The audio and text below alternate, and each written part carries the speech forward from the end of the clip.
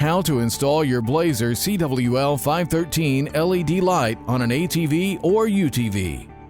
Because this is an involved process, it is recommended that you watch this entire video first before you begin your installation. Read the printed instructions for more information.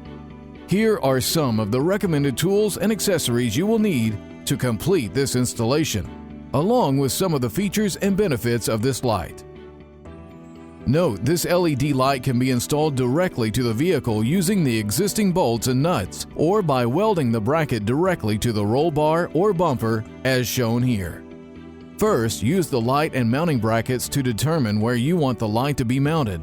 Then mark the holes at the desired mounting locations. Drill the holes in the marked locations. Next, using the supplied hardware, secure the mounting bracket and rubber isolators to the mounting surface. Once the mounting brackets are secure, firmly attach the light to the brackets using the supplied hardware. Now that the light is secure, we can begin the wiring portion of our installation. Begin by using a ring connector to attach the hot wire to the positive lead on the battery.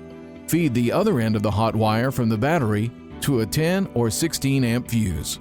From the fuse, run the wire to the dashboard by drilling through the firewall in a logical location that will not interfere with engine operation. Protect the wire with a rubber grommet. Bring the wire to the underside of the dashboard within reach of the driver. To prevent interference with driving operation, secure the wires with black zip ties. Insert a switch into the dashboard and attach it to the hot wire from the battery.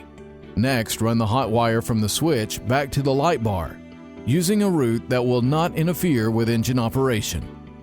Secure this hot wire to the corresponding hot wire in the light's pigtail using a heat shrink butt connector. In the same fashion, use another heat shrink butt connector to attach a neutral wire to the corresponding neutral wire in the light's pigtail.